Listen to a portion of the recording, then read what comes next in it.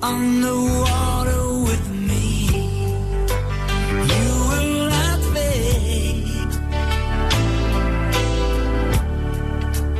You will not fade. Come on and walk on the water with me. Yeah. Come on and walk on the water with me.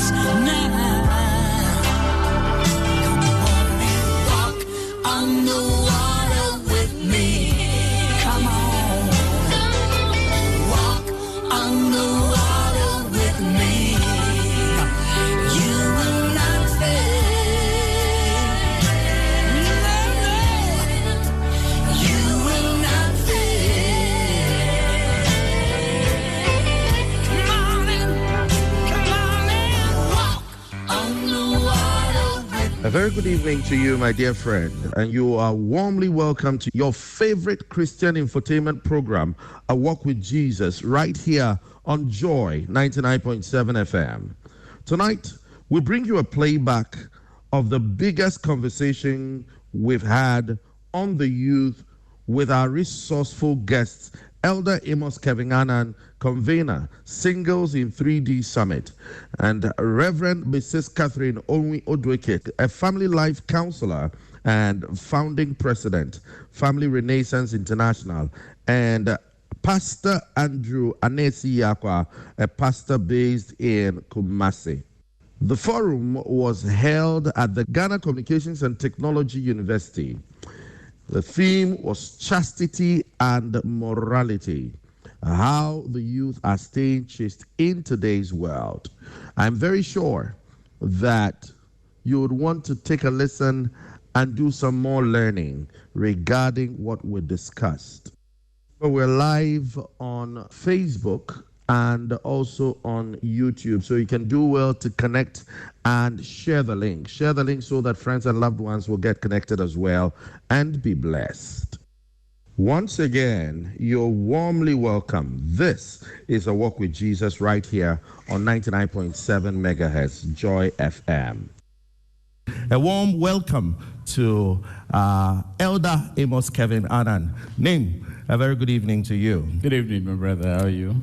Good, by grace. And I hope you're doing good as well. Yes, grace has kept us. Right. The way you look tells it all. Oh, boy. Right. And Mama Kathy as well. She's been introduced by my brother Fifi. Mama Kathy, a very good evening to you.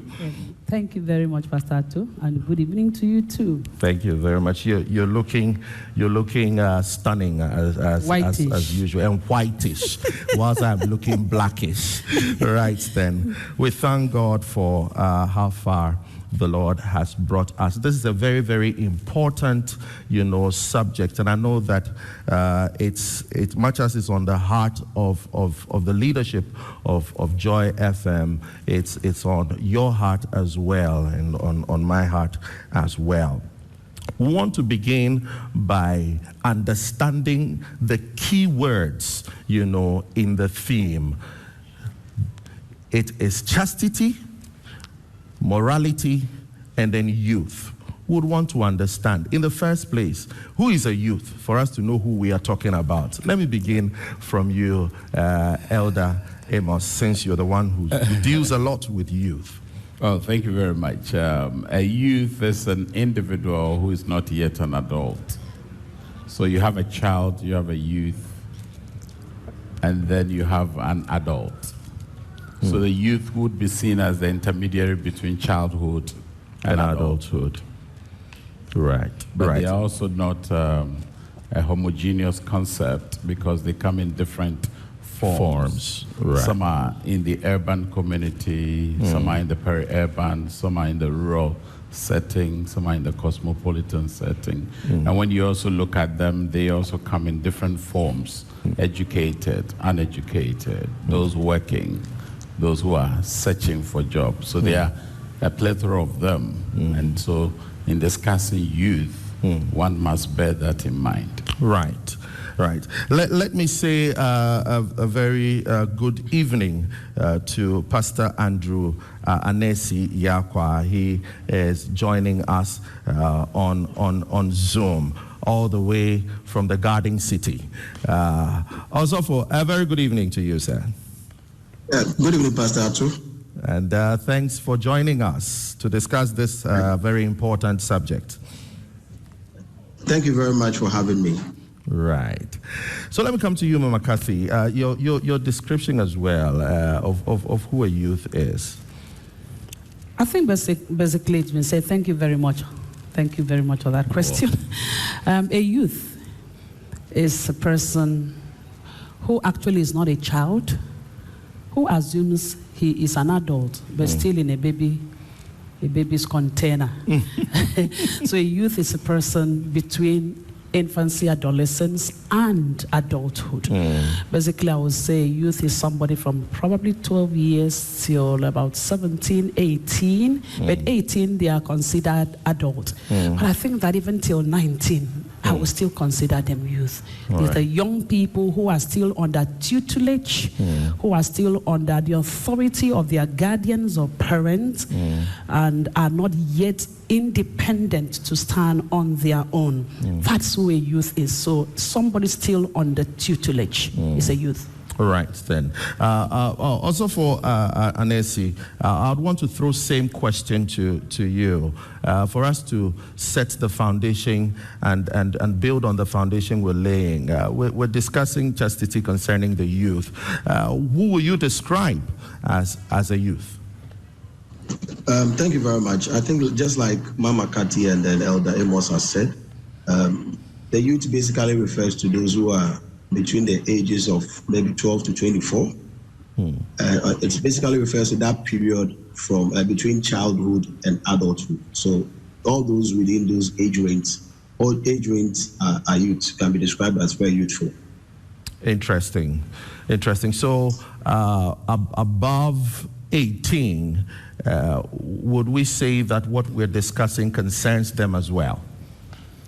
Well, I think the conversation concerns all human beings, irrespective of your classification.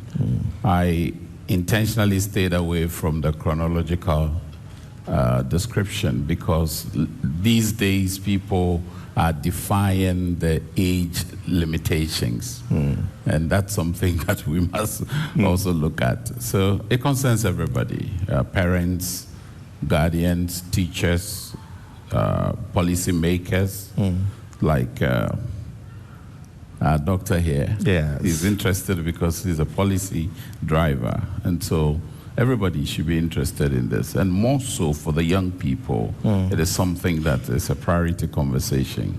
Bringing them to the front burner rather than a back burner makes them feel differently about themselves. You know, and so it's good that you have had the decision to discuss these matters. Right.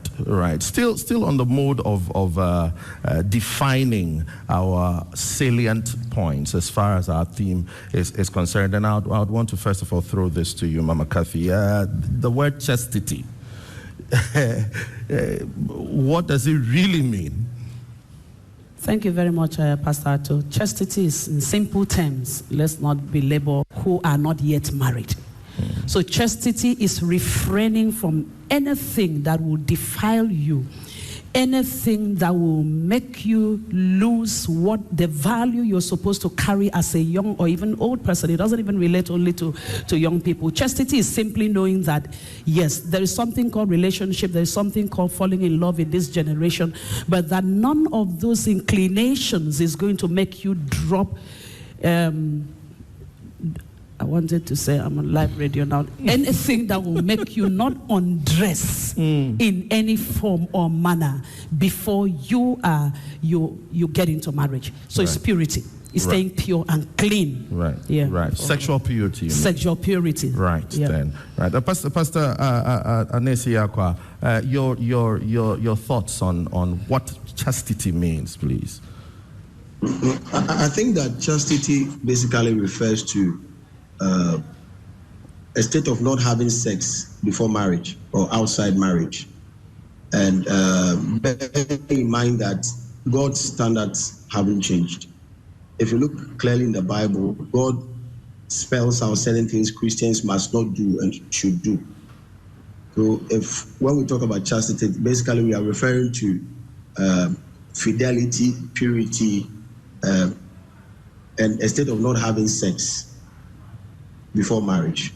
I see. Irrespective of your age. Yes. I'm intentionally asking that for the sake of those who would say, well, I'm an adult, I can choose to do what I want to do with my body. I mean, and that's in church as well. I think the problem we have today is confusing virginity and chastity. There are a lot of virgins who are also impure virgins. So there are people who have their virginity intact but are doing things that the Bible frowns on. And I think with time we'll delve into that. Issues. Right then. Elder Amos, chastity or children? I think as both of them have stated, it's the state of purity of an individual. And for me, I would look at it way beyond the physical purity to also your thought, your emotions. There's emotional purity. There is mental purity or mindset purity. There is purity of thought and purity of your language. So a person cannot be pure when they dabble in profanity, for instance. Yeah, so it's about not being adulterated with anything that pollutes you. There's a pure state, as Mama Kathy said. But it goes beyond just not having sex. All right. So it's still the third edition of the Joy FM Christian Forum right here at the Florence Oni Auditorium in the Ghana Communications and Technology University here in Tesano. We went round and had a chit chat with a couple of friends, some youth, and they shared their thoughts. We would want to hear what the mindset of people are outside there. So we're going to play a couple of vox pops and then we will get back to our guests. Let's take a listen. Okay, so I've not been able to stay chaste because of my friends, my friend Ima, Ebenezer, Godwin, and Godfred. Yes, these are my friends, and they have been of help to me. They have been a tremendous help to me in time of need and in time of pain. They are there for me.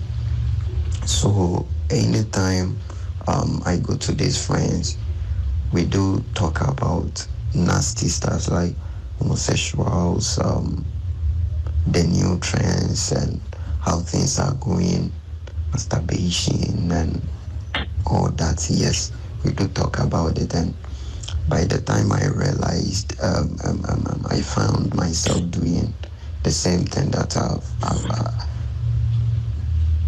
I've planned to stop doing. I've planned to stay chaste. Yes, I found myself doing all these nasty stuffs, masturbating, roaming about, chasing men here and there. Yes. 95% of the youth are not staying chaste, and you can't really blame them for it. Because picture this scenario: a young 24, 25-year-old girl has just completed university. She's done with her national service. She's looking for a job. She's still unemployed, but there's pressures from the home, demanding some form of financial aid from her. There's pressures on herself to be independent and to not rely on his or her parents so much. So with those factors being involved, it's so difficult to want to stay chaste, to want to stay moral, to want to go everything by the book. But I feel like those that are trying and those that are succeeding only do that through discipline.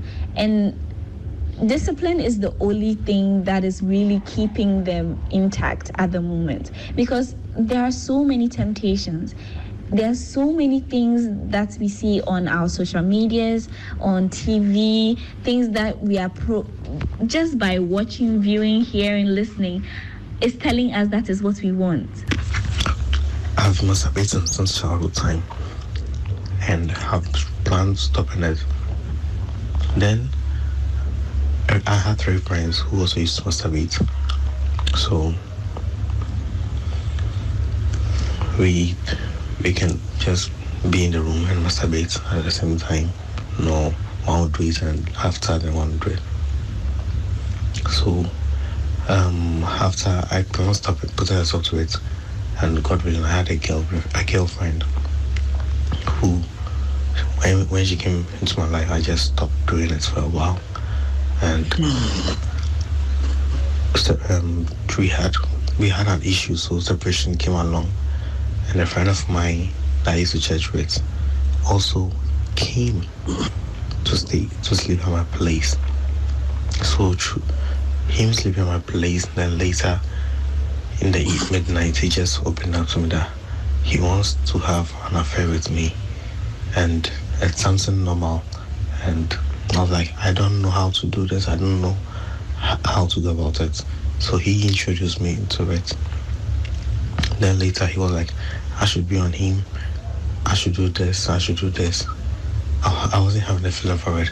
But later, and step by step, he made me fall into it. And he made me fall into it. And right now, I even go around sleeping with people, meeting people. Yeah. Our biggest challenge in Goliath is social media. Everybody might beat about the bush, but the honest and sincere truth is social media, because looking at 20 years ago and 20 years now, it's been a very serious issue with the youth when it comes to chastity and morality. Everybody is trying to be something they are actually not. And chastity here, in a sense, is abstaining from sexual morality, right? Immorality. And then we look at it in a Christian way, in a spiritual way. But how about the mental picture of this? If everybody actually realizes that it actually starts with the mind, which is what exactly they feed with. They are feeding themselves with social media, and everything that goes into their mind is what causes them to do what they are doing. So they are a product of what they are watching, they are a product of what they are feeding themselves with, and they are even a product of the kind of people they surround themselves with. So I believe that the biggest challenge here for us as the youth is social media, and that is what is really causing a lot of people to even live lives that you're not supposed to even live.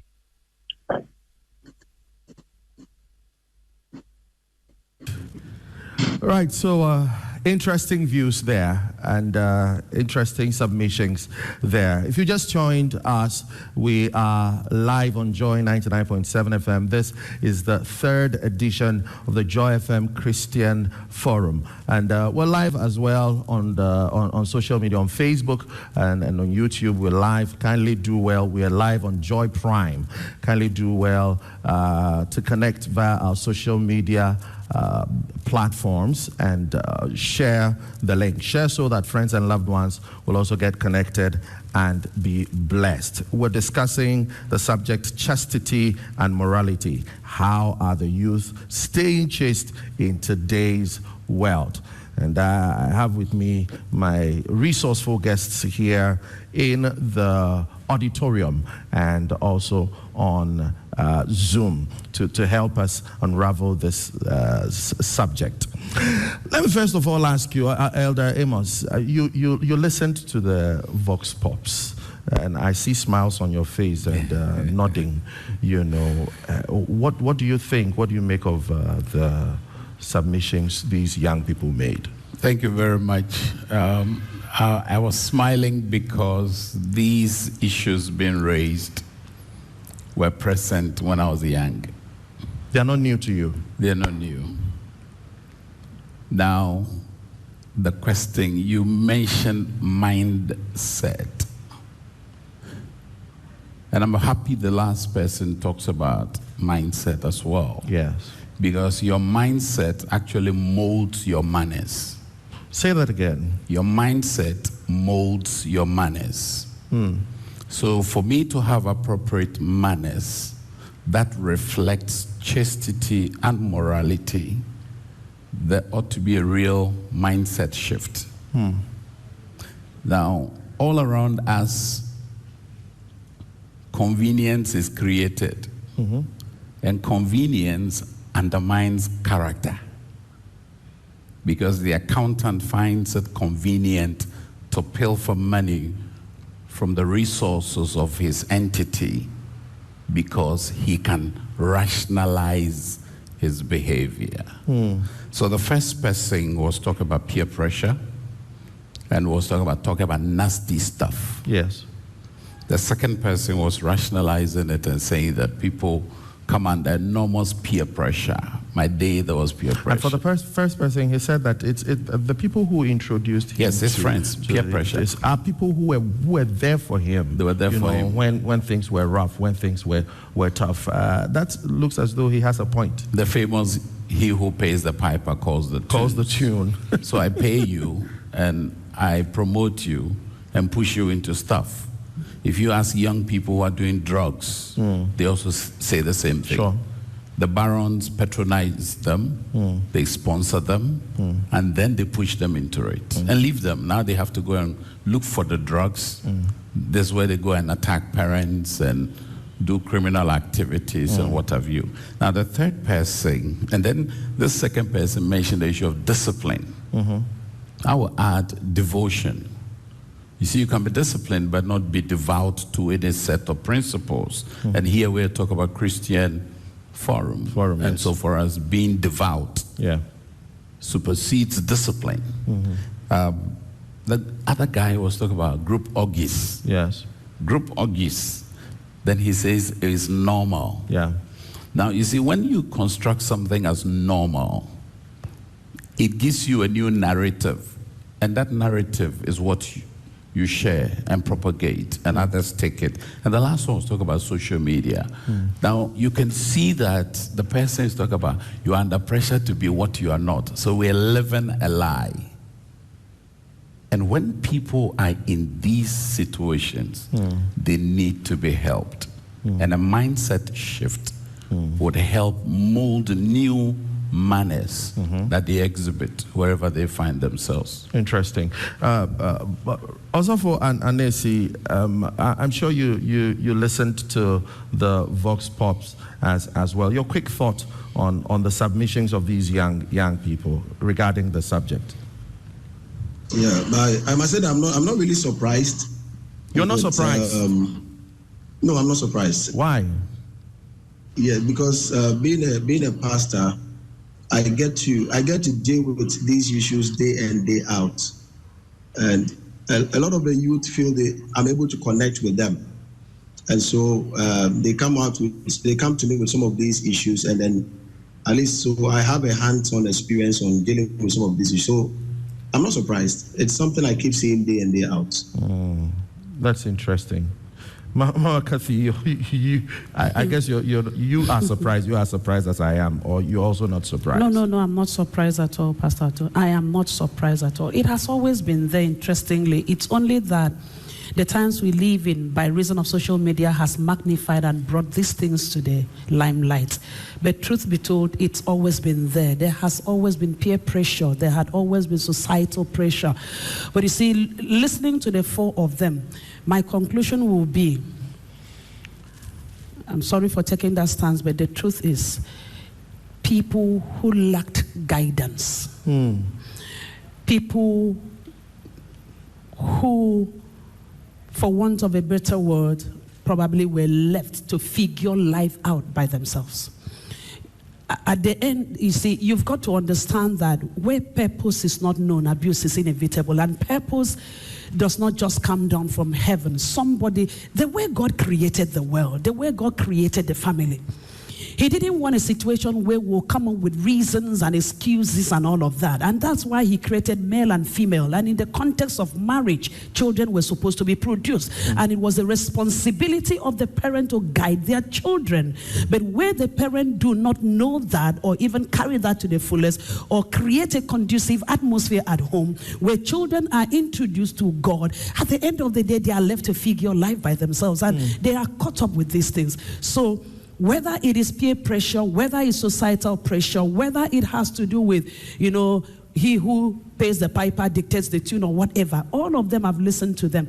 But we've got to come back to a place, and the young people should listen, that even if you lack somebody that showed you the path and showed you the way, I believe a character of a person, ability to come to terms with the fact that your character determines the options you take on, the options you adopt, is so important. Because, casting blames is not an excuse. All of the people that have responded to the questions that were asked are of age. As far as I'm concerned, they're of age.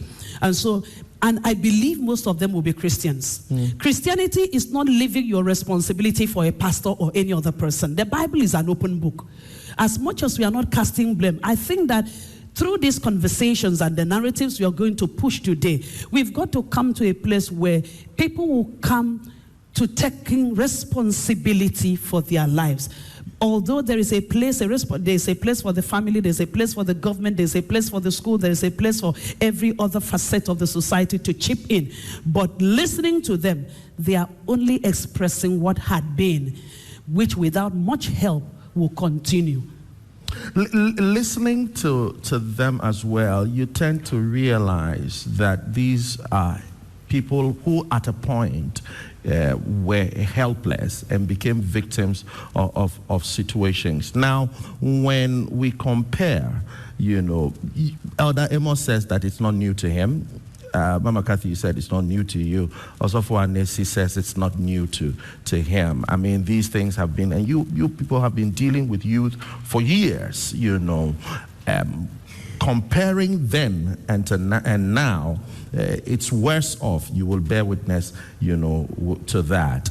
Would you say that we have gotten here today because of the negligence of people who are supposed to be, to exercise oversight over people who are young? Many of these people, it started when they were younger than they are now, and they become addicts. Or it is as a result of genuine needs, of a young man, young woman in society. A young girl you meet by the roadside doing, now they say they don't call it prostitution, it's called what? Hookup, doing hookup and all of that, would genuinely tell you, I am moved to do this because of my needs. I don't have money. I need to make money. Would you say we've come this far because of the genuine needs of people, or is there responsibility on the side of some parents? I think that Mama Kati mentioned the issue of parenting. Yes. And the young lady in the Vox Pop also did mention that some of them are under pressure to move away from parental supervision. That's also another form of pressure. Now, there are young people who want to, flourish quickly, as it were. And so they want to be independent, which is the new cliche in the public space. But we know that no human being can be independent. But if parents are teaching children the way they should grow, would we be here today? Well, from where I sit, having spent 32 years of my young life with teenagers You're not and a young young man, people, I want to be humble because I've met those who have done it longer than myself. You know, I have come to the conclusion that good parents can have poorly behaved children, and poor parents, quote and unquote, can have very decent, well-mannered children. How and why that happens is beyond my ability to explain. Okay. Because there are choices also to be made, there are decisions that are being made one day at a time. Parental negligence can be an issue. Where it does exist, it has to be confronted. I wanted to read a quote from John Adams, which I was sharing with Dr. Tuahine. John Adams says, and I quote, "Children learn the meaning of morality and religion from and respect for law from the habitual fidelity of parents one to another." So this tells you that the indispensable influence of parenting is real. But we know, I went to Koforidua Sectech, boys came to school as angels, but associated with devil incarnates, and in 1 week were transformed into devils themselves. So there are choices some young people make along the lines of life that are way out of the control of parents. And if you add social media to it, then it becomes a far more complex situation, because I have parents who are not on IG, their children rise and retire to bed on IG. Some are on Telegram, and we know now those who know how to use Telegram know that there is more than just a chat and the transmission of images, because there are actually rooms and segments and studios there that the young people are receiving coaching on the blind side of their parents.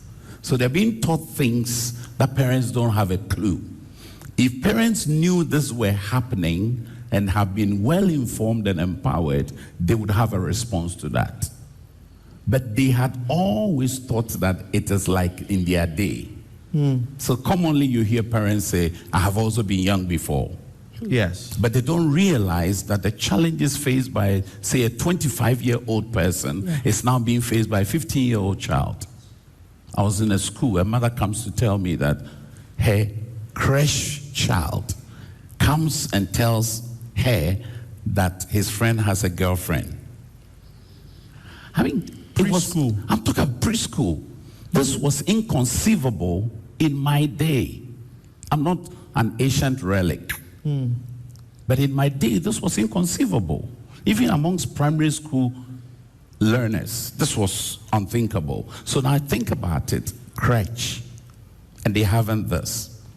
And so the battle is really stoking the embers of fire of immorality and debauchery. And we need to be aware of it as adults and as parents to be able to respond. Otherwise, we'll live in that old comfort zone and pretend, oh, well, I mean, right in the home of a priest were sons of Belial. And Belial means devil's children. But they were in the house of a priest. So it's so important to encourage these young people to understand that life is lived one day at a time, one choice, one decision at a time. You can't live all you should live in 100 years in one day. It's not a leapfrog. We're going to come to parenting and look at what the parents should know, how the parents should understand today's youth, and what the parents should do. But let me just go to Osofo Anesi and ask, you deal with youth closely. What would you say are practical challenges that today's youth is faced with? Thank you very much. From my experience, I want to categorize what the youth face into two categories. First of all, I would want to talk about intrinsic, basically what the battles they fight within, and then the extrinsic ones, the battles they fight without. Now, from dealing with the youth over the years, one of the things I've realized is that most of them have issues with identity crisis. When I talk about identity crisis, I'm referring to that stage where the youth begin to question themselves and then begin to reassess who they are. And a lot of them struggle with the expectations of their parents and then the issues of their self-esteem. And this starts from around what age? Sometimes around 12, from 12, 13, 14, sometimes even before they go to secondary school. So 12, that's around grade 6 into JHS 1, yes. Thereabout. Yes. Yes. So many of them are having issues of identity crisis because they don't have the right mentoring to be able to give them a direction and focus in life.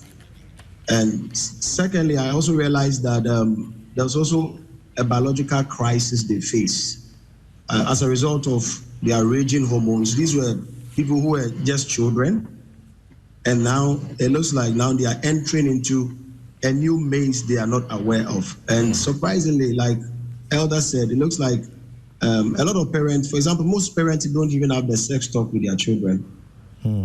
Sometimes the question they ask themselves is, to what extent must we even have the sex talk with them? And so these children readily fall on their peers so that they can get all the answers, all the questions in their minds answered. Another challenge they also face is negative peer influence. Interesting. I recall when I was in secondary school, I went to Addis Adult College too. I recall when I was in secondary school, a lot of my colleagues, a lot of my mates who came to school, in quote, came from very good backgrounds. They had the right upbringing, they had godly upbringing.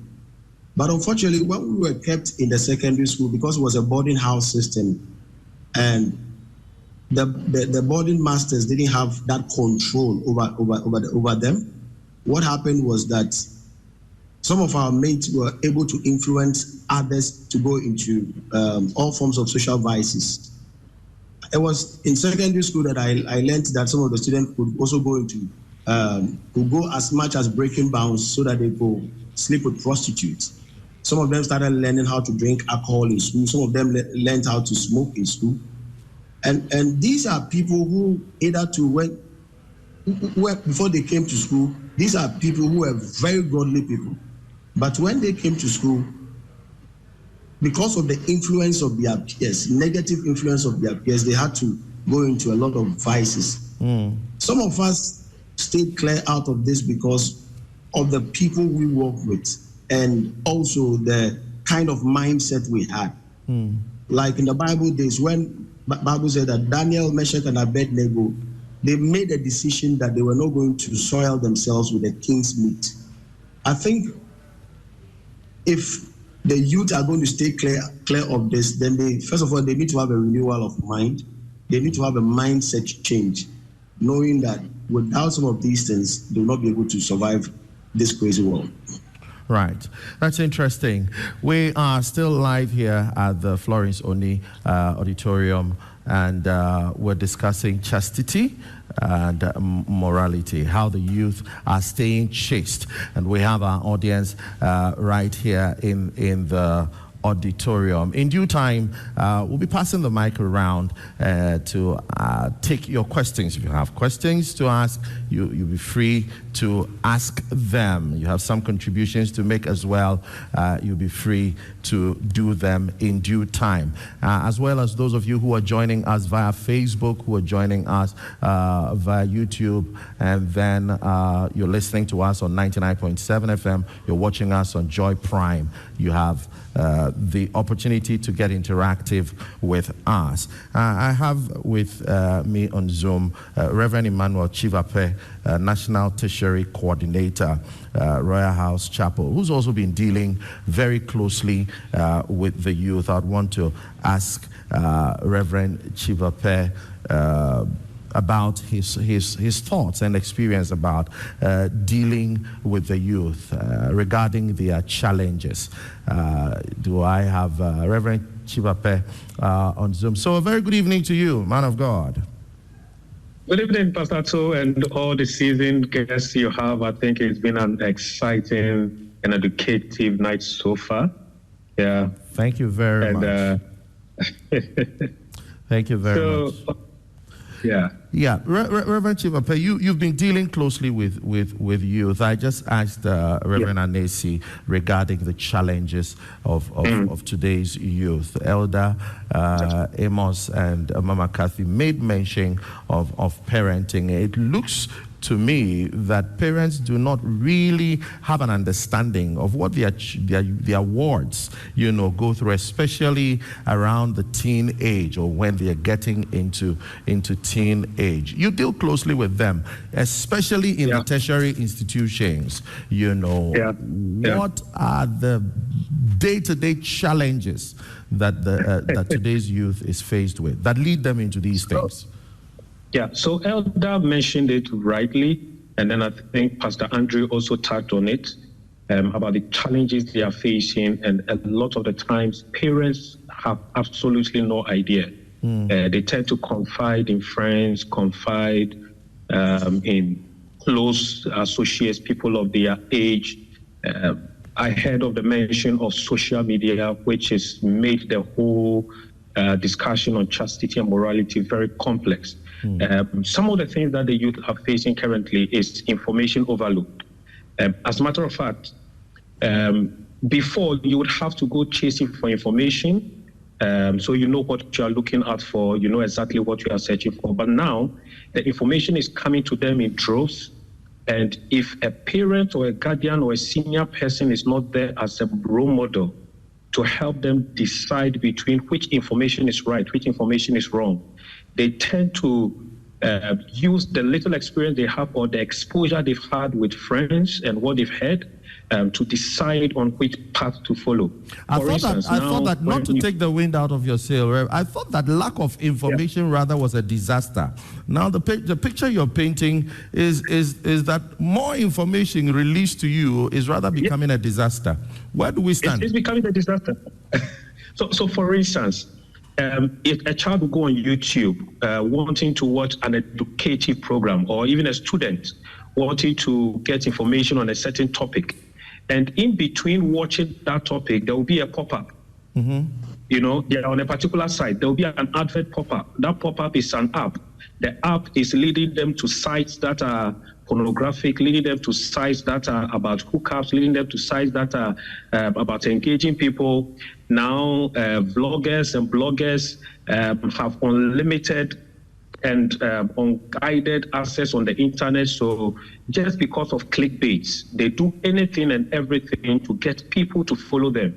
And most of these people that we call celebrities online are actually online to make money for themselves. So anything that will get the attention of the youth, they are doing, whether right or wrong. Unfortunately, most people that are classified as youth between the ages of the 12 and the 25 or 29 follow these people as role models. And this is where true role models in the church need to step up. If we don't step up to show them the way, to help them understand the differences between what has come to them, which is right and wrong, they tend to now follow these so-called celebrities who in their minds are doing things just for the money and the click. Now we have, Elder spoke about Telegram. Now there are stickers, there are GIFs, and these are coined pornographic items that are being shared across. So somebody says hi, the next person that is replying with a hi is replying a hi that is a sticker with somebody kissing another person. That is where it's starting from. And I think Pastor Andrew also mentioned that people are confusing chastity with virginity. There are people who are virgins, who are intact, but are not chaste. We have people who are kissing. Oral sex has become so common. Now we also have early morning pills. So people are engaged in sex and not afraid. Even for most of us, we started fearing that we'll get somebody pregnant. So you even get close. But now they go head on into it, knowing that after the act, they have a pill on the side. And it's making it difficult for parents, teachers, guardians, elders to come close to these people to talk about. And forums like this are supposed to be encouraged a lot more often. I think there was the mention of financial pressure, which is very high across the tertiary campuses, financial pressure. One of them is because people are coming from struggling backgrounds, but the other is because people want to keep up with a certain social class or image, which is actually false. So they are in a group, they are on the floor. People are doing things. People are wearing a certain type of hair. They need to get there. They try to find out how the person is getting it. The next thing, they are being introduced to hookups. And the hookups have become so common, Uncle Ato, to the extent that even married young people are getting involved in these hookups. What's a married woman looking for around hookup apps? It's so unfortunate. What you're going to do outside is right by you. It's so unfortunate. And there's also very high sexual infiltration in our music, our movies, social media groups. That's why I say information has become excessive. And unfortunately, the excess information has come with its unfortunate aspect where people now come across these things. So for parents, for people who are interested in this topic and in their worlds, we need to get close to them and try to help them decipher between what is right to go to and what is not, what information to follow and what is not, how to even, a lot of these sites are even introducing parental guidance and we don't even pay attention to them. There are YouTube for kids, we don't pay attention to them. You can even set age limits, we don't pay attention to them. We just give them the access to their phones because daddy, mommy want to have peace of mind to attend a meeting. Daddy, mommy wants to be away and rest more. Daddy is not going to be in the house, so they've left the children or the young people to take things that they have to do by their own. So it's gotten more complex, like Elder said, than before, because of social media, internet, and overload of information. Right. I'm going to come to my guest. We're going to look. It looks as though the issue is it's more serious than I thought. I don't know about you, but it's more serious than I thought. We're going to come to our guest to look at what the family system has got to do, what the church has got to do, what the state has got to do, how we're all going to bring our hands on deck to ensure that we're able to fight this thing and conquer. But I have my guests here seated in the auditorium. If you're listening via 99.7 FM, we are in the Florence Oni Auditorium at Ghana Communications University, Communications Technology University, and we have our guest here. The mic is going to be passed around, and I'm going to take your thoughts, in due time. We're going to take your thoughts in due time. Yes. So I would come to Mama Kathy. Listening so far, let's start from family, because we've already touched on that. As parents, father and mother, what have we got to do? Thank you very much, Pastor Atu. Thank you for that question. While listening to my fellow panelists, see, one thing stood out for me. We haven't considered the dynamics of children who are fatherless. So the absence of fathers in homes is a contributing factor? You see, we are talking about raising children. You see, there is an age you can have access to a child's mind. If they haven't trusted you over time, they may not even open up to you. Building relationship with children from day one is key. Not when they get to 12, 13, 14, they begin to doubt your sincerity because you were not there. So where day one means? from the onset, from when a child is born. But going back to what I said earlier, what happens when people just scatter seeds all over? Because until we touch on the issue of immorality, even amongst the older ones, we're not going to go anywhere. When you are having side chick and side cock, having all of this, what you call fun, and then a pregnancy comes up, that pregnancy is full term and they deliver the children. And some of these children, some of them have never seen their fathers. They don't know. Some of them are hidden. They must not be known. Oh God. So the pain of knowing that you are an unwanted child even pushes and puts a lot of pressure. They are now going to be very bitter at the society and bitter at everything called sanity and morality. Because God created a union called marriage between and put a man and a woman in there. And it was in this atmosphere and in this union that a child was supposed to be dropped. And just like you cannot pull fish out of the water and expect the fish to survive, a godly marriage was supposed to produce the atmosphere of genuine, sincere love. And in the atmosphere of that love, it's very easy to get into the heart of the child. And then the child begins to trust you from day one, from age under 1, age 2, 3, 4, and all that. And so when the issue of this pressure, teenage pressure and peer pressure comes in, if they had trusted the process that produced them and the home that produced them, they will be able to go back and share their concerns. But some children can't even talk to their parents. Apart from the fact that some parents are not available, there are those who their children cannot trust with information. So we are looking at chastity, we are looking at morality, but I believe that it's high time that we begin to call things out. Let the adult men and women take responsibility for what they consider love, and not just produce children that they are not responsible for. Because we are tripartite, Pastor Atu. Just as God is 3 in 1, he wired human beings and created us in 3. We have the body, we have the soul, we have the spirit. The thing that leads to decadence is when the soul has not been properly formed. And that is where the whole issue is. It's not about paying school fees. It's not about giving me clothes once in a year. It's not about doing all of these physical things. Thank God for the little you do. I know that poverty also, because this thing is complex. But let me even address this. So physically, the things you will at least try. Give them food once a day or twice a day and all of that. Then in the spiritual realm, because this is a Christian platform, there are some parents that have at least tried to take the children to church and introduce them to Sunday school.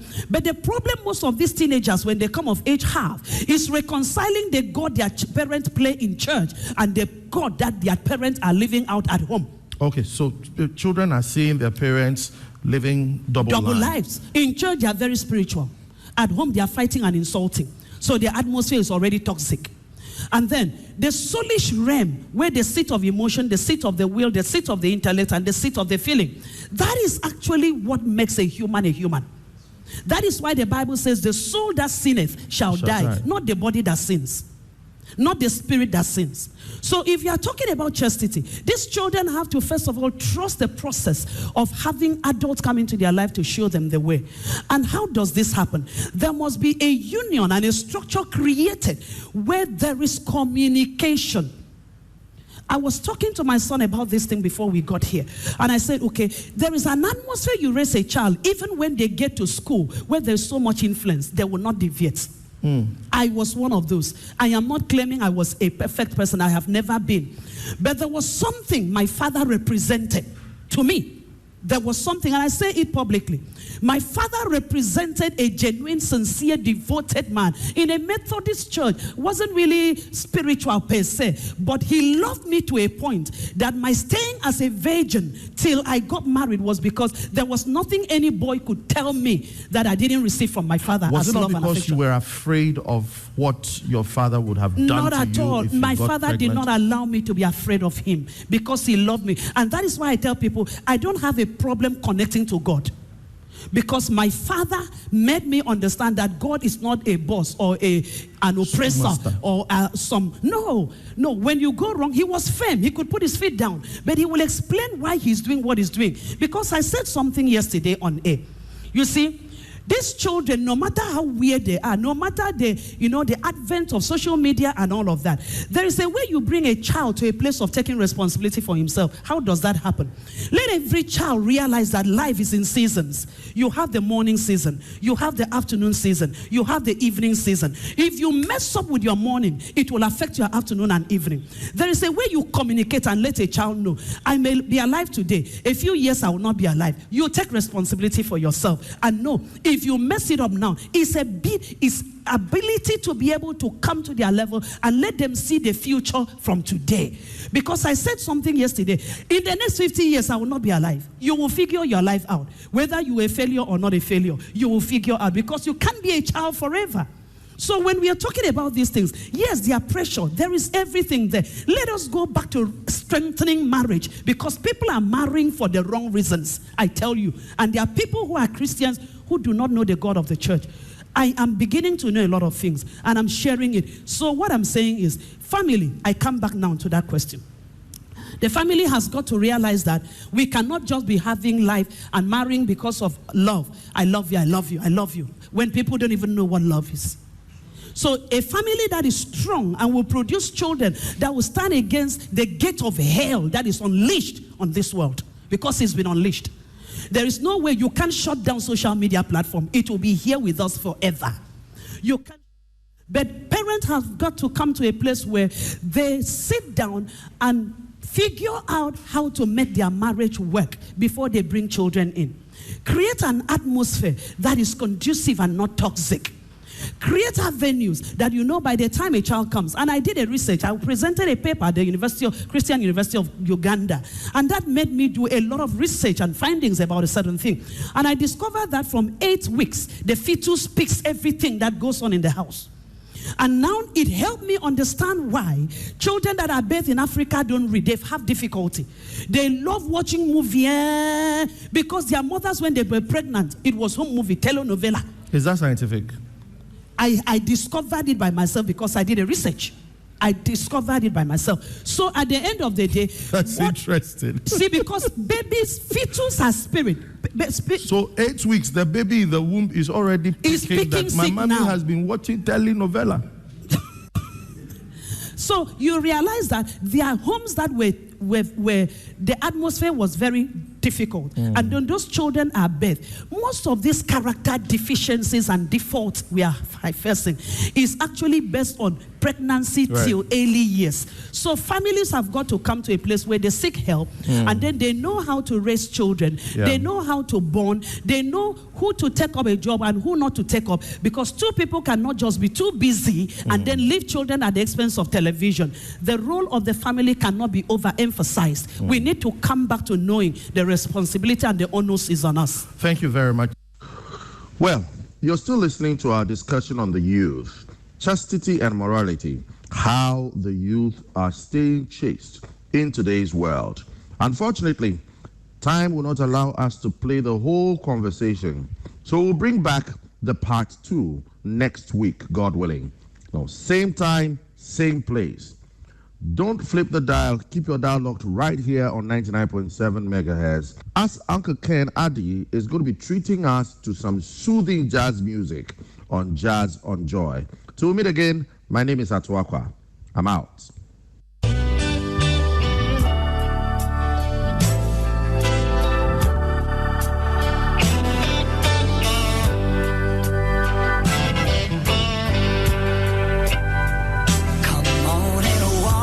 On the water with me. Come on and walk on the